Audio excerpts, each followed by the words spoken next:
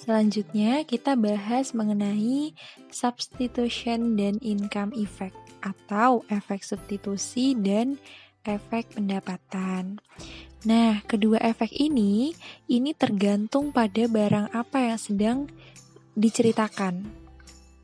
Di dalam ekonomi sendiri, kita pernah belajar bahwa barang itu dibagi menjadi 3, barang normal, barang inferior, dan barang given.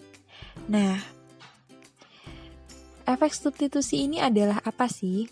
Efek substitusi adalah perubahan dalam konsumsi yang disebabkan oleh perubahan harga barang yang dikonsumsi. Secara sederhananya, apabila suatu harga barang mengalami penurunan, kita akan menambah konsumsi barang tersebut dan mengurangi konsumsi barang yang lainnya. Dan berlaku juga sebaliknya. Jika harga barangnya naik, kita akan mengurangi konsumsi dari barang tersebut. Hal ini atau efek substitusi ini berlaku untuk ketiga jenis barang tadi, barang normal, barang inferior, dan barang given. Nah, beda. Jadi yang pertama, kita bahas mengenai efek substitusi pada barang normal. Barang normal ini barang kebutuhan pokok gitu ya, gampangnya. Jadi, di sini kan ada P dan Q ya, ada Y dan Q. Jadi ketika harga barang atau P ini turun, pasti kita akan menambah atau kuantitas ini Q, jumlah barang yang kita konsumsi menjadi lebih banyak. Apabila harga barang ini turun, maka kuantitas atau jumlah barang yang dikonsumsi akan lebih banyak. Atau bisa juga ketika Y atau pendapatan kita lebih besar, kuantitas barang atau jumlah barang yang kita konsumsi akan lebih banyak. Kita akan membeli lebih banyak barang. Begitu. Nah, langsung ke contohnya aja. Apabila harga soto ini mengalami penurunan, maka efek substitusinya ini akan menjadi dalam kurva akan seperti ini. Jadi sebelumnya kita harus paham dulu terkait konsep dari indifference curve dan budget line ya, atau IC dan BL. Jadi awalnya sebelum ada penurunan harga soto, nah di sini kita menggambar budget line dulu, budget line, kemudian ada IC atau indifference curve. Nah, persinggungan antara indifference curve dan budget line ini konsumsi awal kita. Maksudnya konsumsi itu, konsumen itu akan berkonsumsi itu di titik awal, di titik ini, persinggungan antara budget line dan indifference curve atau titik A. Titik A misalkan itu kita mengkonsumsi 10 soto dan 8 bakso. Nah, untuk mengetahui efek substitusinya, di sini kita tahu bahwa harga soto itu turun. Tadi konsumsi awal kita soto sebanyak 10 dan baksonya sebanyak 8. Nah, ketika harga soto ini turun, maka apabila kita paham terkait konsep dari budget line, nah budget line ini akan berotasi ke kanan. Karena apa? Karena ada perubahan harga. Ketika harga sotonya turun, maka budget line ini akan berotasi keluar seperti ini. Atau garis yang hijau ini ya, ini kita sebut saja budget line yang baru. Garis yang biru tadi budget line awal. Nah, untuk mengetahui efek substitusinya, kita harus membuat budget line bayangan atau garis yang putus-putus ini. Caranya gimana? Jadi, seperti ini, budget line yang baru ini ditarik ke belakang. Nah, menjadi budget line yang budget line bayangan. Dan budget line bayangan ini harus menyinggung indifference curve. Nah, titik persinggungan budget line dan budget line bayangan dengan indifference curve atau titik B inilah yang bisa kita sebut sebagai efek pengganti. Jadi di sini ketika harga soto turun, otomatis kita akan mengkonsumsi soto jauh lebih banyak ya, dari 10 menjadi 15, ada penambahan sejumlah 5. Kemudian konsumsi bakso akan otomatis turun. Seperti tadi, efek substitusi itu adalah jika harga barang itu turun salah satu soto berarti di sini, maka kita akan menambah konsumsi barang tersebut. Kita akan menambah konsumsi soto ya, dari 10 ke 15. Ini ada penambahan sebesar 5 dan mengurangi barang lainnya. Nah, di sini barang lainnya itu bakso. Jadi dari yang tadinya baksonya itu 8 berkurang menjadi 7. Kemudian efek yang kedua itu adalah efek pendapatan. Efek pendapatan pada barang normal ya. Jadi konsepnya itu, jika harga barangnya turun, maka pendapatan real akan naik. Alias kita merasa lebih kaya dan akan menambah konsumsi. Ini berlaku untuk barang normal. Jadi misalkan harga soto itu turun. Nah, sedangkan pendapatan kita tetap dan harga bakso itu tetap. Jadi pendapatan real ya, di sini kan ada pendapatan real. Pendapatan real adalah pendapatan nominal dibagi dengan harga barang. Jadi pendapatan real itu bukan pendapatan yang kita rasakan. Misalkan kita setiap bulannya dapat gaji 1 juta. Nah, itu adalah pendapatan nominal. Jadi kalau misal gaji kita tetap ya sebulannya 1 juta, tapi harga barang ini turun, pasti kita akan merasa lebih kaya. Nah, di ekonomi itulah yang paling berpengaruh. Kalau harga barangnya turun, pendapatan real kita pasti akan meningkat dan berlaku sebaliknya. Karena kita merasa lebih kaya. Jadi kita akan berpikir untuk membeli barang lebih banyak.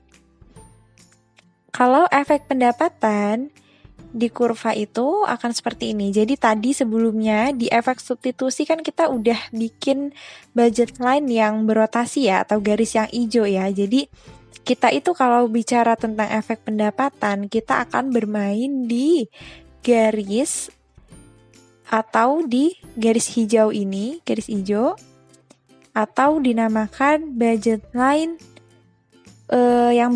budget line yang baru tadi yang berotasi tadi, karena adanya penurunan harga soto. Nah, kita akan bermain di budget line yang baru ini yang di garis hijau. Nah, ketika sudah ada budget line yang baru, tapi kita kan belum tahu ya mau konsumsi di mana kalau kita nggak punya IC atau indifference curve. Nah, kita harus menggambar IC terlebih dahulu. Nah, jadi ada persinggungan antara budget line yang baru dengan indifference curve yang baru atau IC2 ini. Nah, titik persinggungannya kita namakan titik C. Ketika titik C ini ditarik lurus ke bawah, benar nih, soto itu konsumsinya akan meningkat dari 15 ke 20. Akan mengalami peningkatan.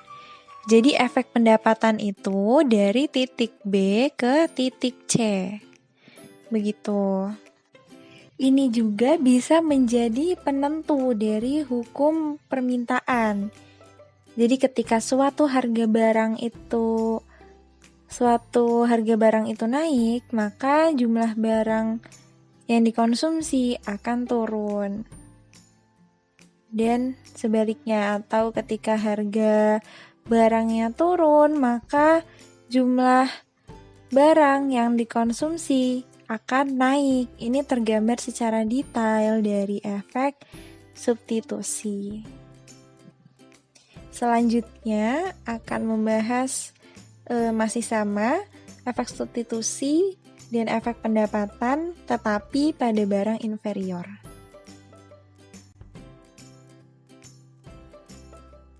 Selanjutnya, kita akan membahas mengenai efek substitusi pada barang inferior. Jadi, barang inferior adalah barang yang ketika pendapatan kita naik, maka kita akan mengurangi konsumsi barang tersebut. Atau bisa dituliskan, pada saat Y-nya naik, maka Q-nya akan turun. Nah, langsung saja, contohnya, ketika pendapatan kita naik, maka kita akan lebih memilih untuk mengkonsumsi nasi padang daripada nasi kucing. Dan sebaliknya, apabila pendapatan kita sedikit, maka kita akan memilih untuk mengkonsumsi nasi kucing. Nah, berarti nasi kucing di sini merupakan barang inferior. Lanjut, untuk menceritakan efek substitusi pada kurva itu kita harus buat misalkan soalnya itu terdapat soal harga nasi kucing mengalami penurunan ini. P turun maka Q-nya akan naik. Nah, tadi di awal saya sudah menceritakan bahwa efek substitusi ini itu berlaku untuk ketiga jenis barang. Barang normal, inferior, dan given. Jadi, ketika harganya turun, maka konsumsinya akan naik. Dan sebaliknya, ketika harga naik, maka konsumsi akan turun. Nah, langsung saja ke kurvanya. Jadi, untuk menggambarkan atau untuk menceritakan efek ini, kita kan tadi sudah punya kasus ya. Kasusnya itu nasi kucingnya harganya turun. Nah, pertama kita buat dulu budget line-nya. Budget line, kemudian kita buat indifference curve. Nah, persinggungan antara budget line garis yang biru ini dengan indifference curve itu kita namakan titik A atau konsumsi kita di awal. Nah, di sini terdapat nasi kucing dan buku ya.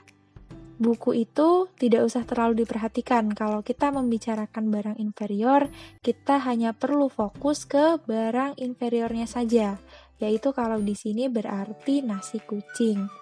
Kemudian, kita misalkan tadi ya, di titik A ini kita mengkonsumsi nasi kucing sebesar 10 dan bukunya 4. Nah, karena di soal itu terdapat keterangan bahwa harga nasi kucing itu turun, maka otomatis budget line akan berotasi keluar. Budget line itu, ini ada budget line yang baru yang berotasi keluar, garisnya warnanya orange. Nah, untuk menggambarkan efek substitusi, kita perlu membuat budget line bayangan. Budget line bayangan itu seperti ini. Nah, di sini ada garis yang putus-putus ya, ini merupakan budget line bayangan. Cara menggambarnya adalah budget line yang baru atau garis yang orange ini itu ditarik lurus ke belakang sampai menyinggung indifference curve. Nah, persinggungan antara budget line bayangan ini atau garis yang putus-putus dengan indifference curve itu kita namakan titik B atau konsumsi kita pada saat nasi kucing mengalami penurunan. Nah, di sini misalkan dari 10 menjadi 15. Ini kan ada penambahan ya, berarti sudah sesuai dengan prinsip dari efek substitusi bahwa apabila harganya turun, maka Q-nya akan naik. Harga nasi kucing turun, maka jumlah yang kita konsumsi itu akan naik dari 10 menjadi 15. Kemudian efek pendapatannya bagaimana? Jadi, saya ambil kurvanya seperti yang di efek substitusi ini ya. Kurvanya sama. Nah, bedanya adalah kalau menceritakan tentang efek pendapatan itu, kita akan bermain di budget line yang baru atau garis yang warna orange ini. Nah, sudah ada budget line, otomatis kita harus gambar dulu indifference curve-nya untuk mengetahui konsumsi kita di mana. Nah, di sini kita gambar indifference curve. Persinggungan antara indifference curve dengan budget line ini kita namakan titik C. Nah, kita tarik lurus ke bawah. Ini 12 misalkan ya. Nah, kalau bicara tentang efek pendapatan, itu ketika kita merasa lebih kaya, pada saat pendapatan real kita naik, maka kita akan merasa lebih kaya. Nah, apabila kita merasa lebih kaya dan ini barang inferior, atau yang kita konsumsi adalah barang inferior, kita akan tidak semangat untuk membelinya. Jadi kita akan mengurangi konsumsinya. Jadi yang terjadi adalah efek pendapatan kita kan negatif ya, atau bersifat berlawanan. Justru ketika kita merasa lebih kaya, maka konsumsinya dikurangi. Tergambar dari mana? Nah ini, pada kurva bisa dilihat, kita tadi berkonsumsi itu di titik B. Tapi ketika kita merasa lebih kaya, jadi kita hanya mengkonsumsi di titik C, yaitu 12. Negatifnya adalah itu tadi, pengurangan dari titik B ke titik C dari 15, kita hanya mengkonsumsi sebanyak 12. Maaf, saya tadi lupa menambahkan bahwa ada efek total ya. Efek total itu adalah penjumlahan antara kedua efek ini, antara efek substitusi dan efek pendapatan. Nah, kita sepakat bahwa pada efek substitusi itu positif karena dia bertambah dari 10 ke 15. Nah, tapi pada efek pendapatan ini negatif karena berlawanan. Dari 10 ke 15 kemudian menjadi 12. Ini kan berkurang ya. Nah, jadi sebenarnya yang terjadi perubahan itu hanya dari titik A ke C, alias hanya terjadi peningkatan sebesar 2. Karena efek pendapatannya negatif. Jadi kalau kita lihat, maaf, tadi efek substitusi itu positif, tetapi efek pendapatannya negatif karena berlawanan. Nah, karena negatif, maka akan terjadi pengurangan. Pengurangannya itu bagaimana maksudnya? Jadi, awalnya efeknya itu atau kita itu mengkonsumsi barang sejumlah 10, kemudian dari titik A ke titik B naik menjadi 15, tapi kemudian berkurang 3 menjadi 12. Jadi sebenarnya yang terjadi perubahan itu hanya dari titik A ke C, atau hanya terjadi peningkatan sebesar 2, karena efek pendapatannya malah negatif.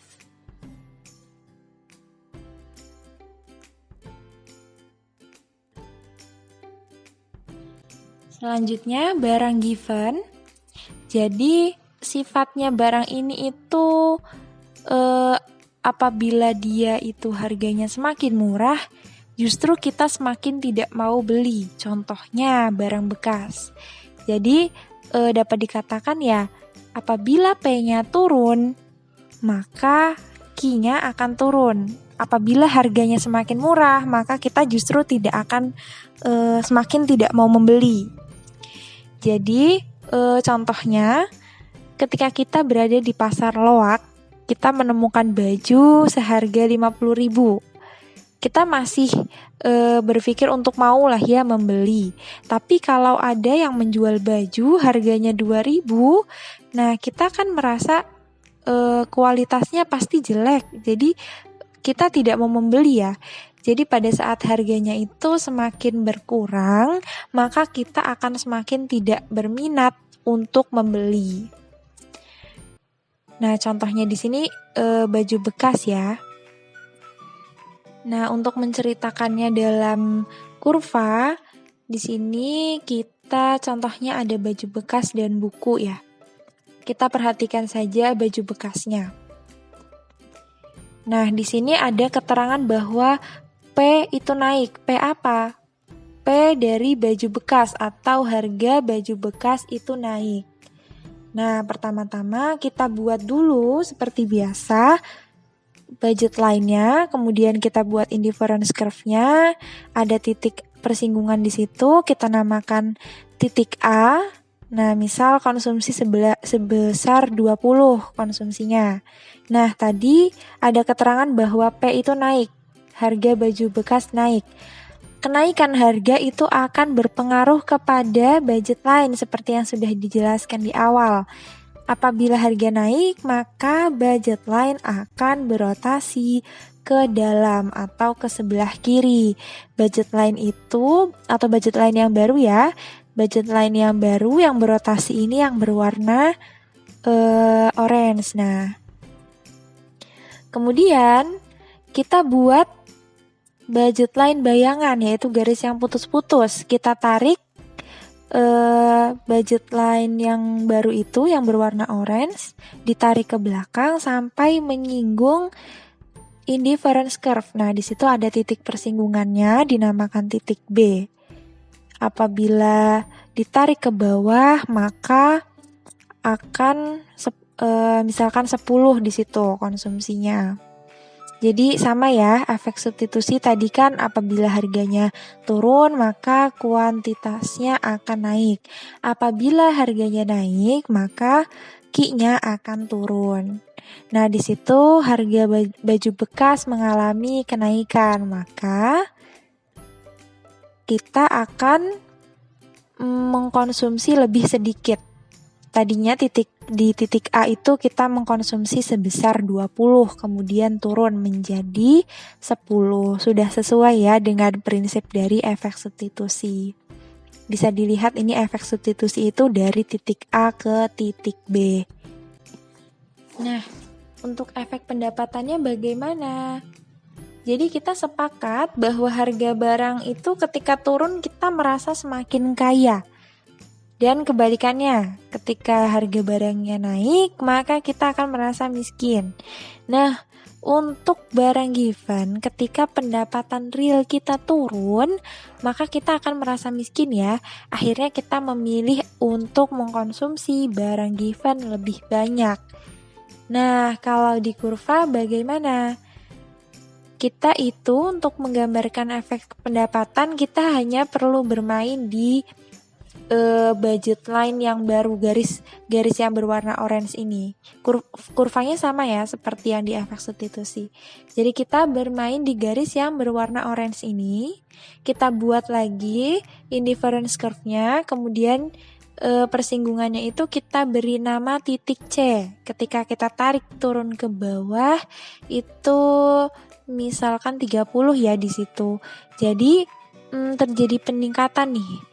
Kita bisa lihat efek pendapatan itu tergambar pada daerah B ke C. Atau keputusan terakhirnya kita bisa lihat dari A ke C saja. Atau yaitu ya, terjadi peningkatan jumlah barang. Di sini yang unik adalah efek pendapatannya besar sekali negatifnya. Awalnya dari 20, kemudian ke 10, itu berkurang 10 ya. Lalu bertambah jadi 30. Jadi efek totalnya itu bisa kita lihat dari 20 ke 30 saja. Nah, efek total itu tadi kan adalah penjumlahan dari efek substitusi dan pendapatan ya. Begitu.